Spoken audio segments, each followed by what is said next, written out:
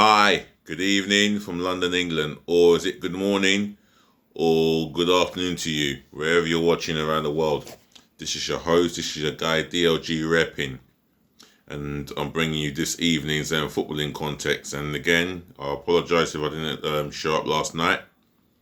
I was due to being tired more than lazy. Well, lazy more than tired, should I say. But I'm here to do another footballing context, and I'll bring you the latest issues that has been going on from today. Now, here's another breaking news. Well, it's been breaking news. It's Barcelona have stated that there's an unnamed player who has tested positive for COVID-19. Moving on in other news, there's a question being asked about the women's game, and it's how long will it take for the women's football to regain momentum? I'll be answering that shortly. And Southampton have completed the signing of Ghanaian centre-half. He goes by the name of Mohamed Salisu from Real Valladolid for a fee of 10.9 million. Now, I don't know who he is. I don't know whether he's a Ghanaian international already. But what I do know, he will be playing in the Premier League next season. And I would assume that he's part of Ralph Hasenhüttl's plans. So the first bit of news is in the women's game. And the question has been asked, how long will it take for the women's... how can women's football regain momentum? That's the head title. I think it will take quite a while, months, possibly a year or two, but it'll be back on its feet, that's for sure. Hopefully once this pandemic dies down. When I say die down, the pandemic meaning it will come to an end. At some point it will come to an end. We just have to be hang in there and be as patient as possible. Otherwise, let me read on. Women's football is at a crossroads after lockdown and needs investment, but the sport can emerge stronger despite the coronavirus. According to two leading sports lawyers, no elite women's football has been played in England since March suspension of sports. The new Women's Super League season will begin on the 5th to the 6th of September. But how long will it take for the women's game to rebuild the momentum it had gathered prior to the pandemic? Now, I say it's going to take quite a while. We're talking months, maybe over a year or over 18 months.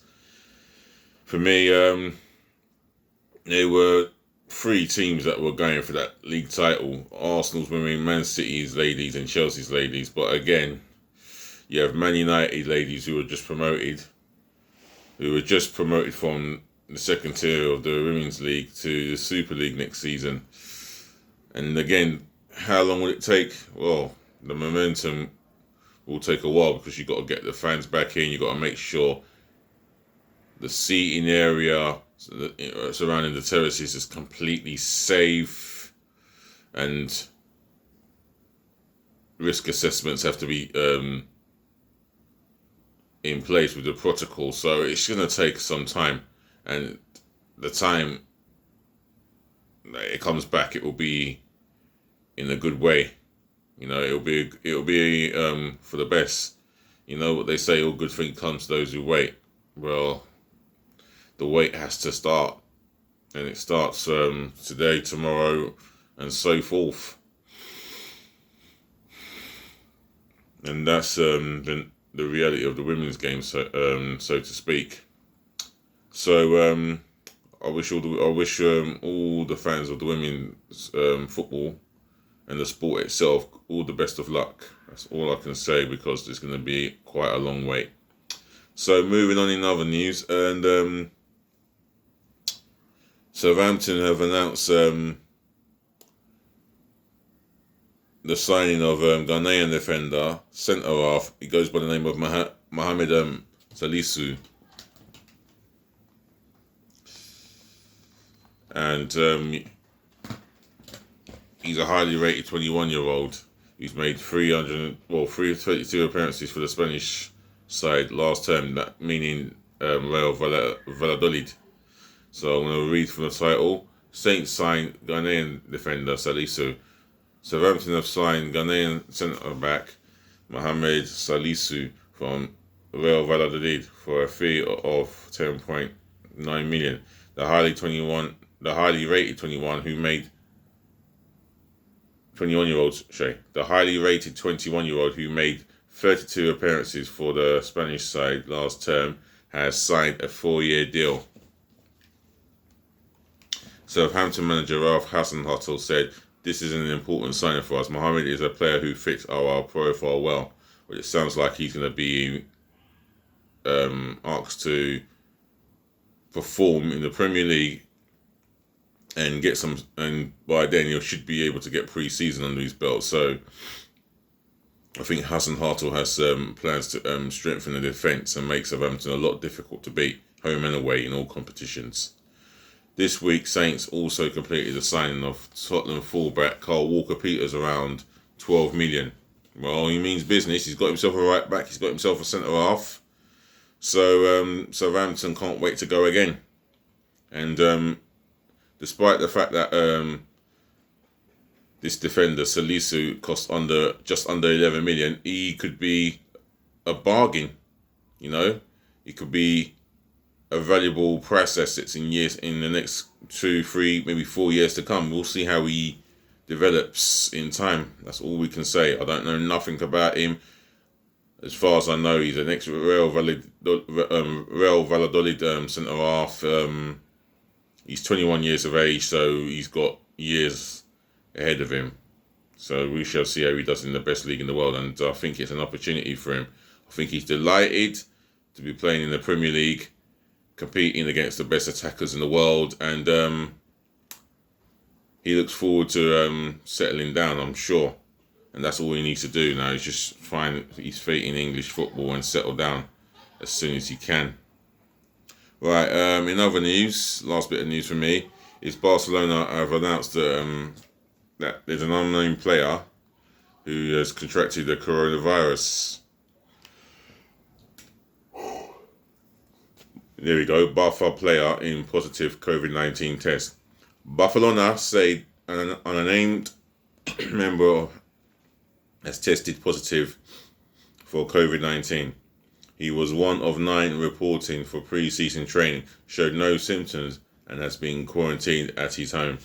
Also on Wednesday, fellow La Liga side Atletico Bilbao said 6 players had tested positive as they returned for pre-season training. Valencia confirmed 2 cases of COVID-19 this week, while Atletico Madrid reported 2 positive tests before the Champions League quarter-final. So, yeah. So La Liga's had players who have tested positive for COVID-19. So I think the best situation for them is to rest at home for 14 days and do the quarantine. It's going to be tough. It's going to be hard. They're not going to be used to... They don't want to be used to sitting indoors for 14 days. I know that. You know that. And it's not great. But it is what it is. And there's nothing much they can do about it. This has happened.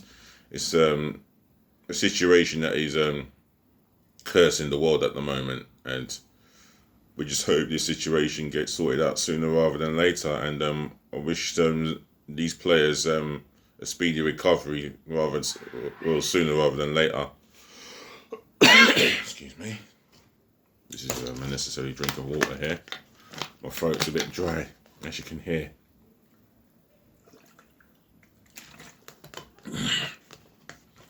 I think that's a lot better now, so you can hear me clearly. With Atletico Madrid situation, they've got a Champions League tie and a big one as well. And they could be one of the teams that can spring a surprise and go all the way to the final. They have done in the last couple of, more than a couple of seasons ago, they got into 2 Champions League finals, and they were so unlucky not to win the second final with Real Madrid. completely unlucky, and they played well at the San Siro against Real Madrid that time. So Atletico Madrid will be going for one better and getting their hands on the notorious prize called the Champions League itself. And I wish them all the best. And Bayern Munich's there, but although Man City are being classed as favourites, but on Barcelona, the news is that a player. Yeah, the Barcelona player has tested positive for COVID-19, and all I can do is wish him a speedy recovery. I mean, it's not nice. It's something that it's just unfortunate. This could happen to anybody, so I wish him all the best. Otherwise, I'm gonna wrap it up again and call it a night, as they say. So to the ladies, to the gentlemen, to the boys, to the girls, I thank you so much for listening, for putting up with me, and for watching. And I'll be back tomorrow morning with another live stream, with another video. Not live stream yet. I've still got another 957 subscribers to go, so it's still a long way off. But we're on the road to, let's say, 50 for now. That's a realistic target, and then we'll focus on other targets in the future. Right. Once again, peace again, love again, bless again, and remember, if you've got anything that you want to say on this channel, relating the Barcelona player being tested positive, Southampton fans, you might want to talk to me about your signing of that Ghanian centre half, and he goes by the name of Mohamed Salisu.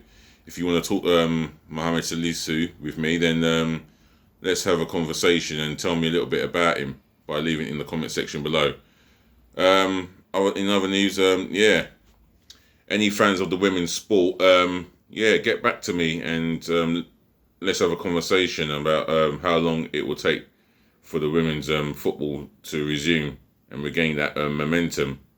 I mean, if you want that conversation with me, then all you need to do is just leave it in the comment section below. Otherwise, all football fans around the world, I don't care who you support, even the Man United, the Tottenhams.